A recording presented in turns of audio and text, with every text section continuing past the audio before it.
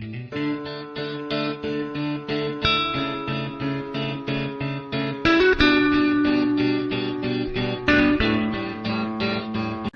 कहते हैं ना, नारी बहुत शक्तिशाली होती है। आज का हमारा समाज हरदम उस शक्ति को परखता भी है। दोस्तों, हमारे सामने ऐसी हजारों कहानियां हैं जिसमें कई बहादुर नारियों ने अपने शक्ति का परिचय दिया है। आज एक ऐसी बहादुर लड़की की कहानी जिसने अपने हालात से लड़कर संघर्ष करके अधिकारी का पद पाया है। इस कहानी को अंत तक जरूर देखना। ये कहानी आपको विकट परिस्थितियों में सफलता पाने को मजबूर कर देगी। दोस्तों, ये कहानी है निहारिका विश्वकर्मा की, जो एक उत्तर प्रदेश के छोटे से गांव महमूदाबाद जिले से संबंध रखती है। परिवार में कुल सदस्य 6 थे, लेकिन कमाने वाला सिर्फ एक बंदा। निहारिका के पिता अपने घर के बाहर हारमोनियम रिपेयरिंग की दुकान चलाते हैं। हारमोनियम का काम सीजनेबल होता था। जब शादी ब्याह का काम चलता था तो इस परिवार का गुजारा आसानी से हो जाता, लेकिन जब शादी ब्याह नहीं होते थे तो इस परिवार के लिए बहुत सारी कठिनाइयों का सामना करना पड़ता था।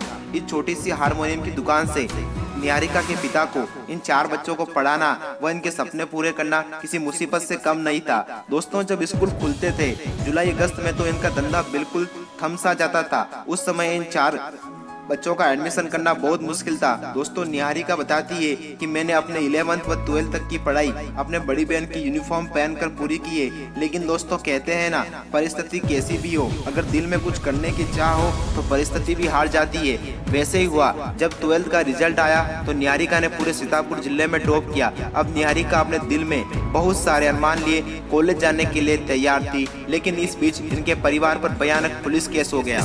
ये केस इतना भयानक था कि निहारिका और उसके परिवार को अपना घर तक छोड़ना पड़ा। इस समय यह परिवार पूरी तरह से टूट चुका था। केवल यह सब कुछ सही होने की ईश्वर से प्रार्थना कर रहे थे। लेकिन दोस्तों, कहते हैं ना, अगर सच्चे मन से ईश्वर को याद किया जाए तो कोई न कोई रास्ता जरूर निकलता है। ठीक वैसे ही हुआ। इस परिवार की बिखरी दुनिया में एंट्री हुई एक पुलिस ऑफिसर की, जिन्होंने इस परिवार की हर संभव मदद की। इस बंदे ने जिस तरह से इस परिवार का साथ दिया, उसे देखकर निहारिका के पिता ने सोचा, अगर आज मेरे परिवार में ऐसा कोई अधिकारी होता तो मुझे ये दिन नहीं देखने पड़ते। उस दिन निहारिका ने तय कर दिया और अपने पापा से वादा कर दिया, इस परिवार की वो अधिकारी मैं बनूंगी। निहारिका ने अपना लक्ष्य तो बना लिया, लेकिन इसे प्राप्त करना इतना भी आसान नहीं था। लेकिन दोस्तों, कहते हैं ना, भगवान के घर देर है अंधेर नहीं। ठीक वैसा ही हुआ। इस बीच निहारिका की बड़ी बहन को बैंक में सरकारी नौकरी लगी, जिससे इस परिवार की आर्थिक स्थिति पहले से कुछ बेहतर हो गई कि उसकी बड़ी बहन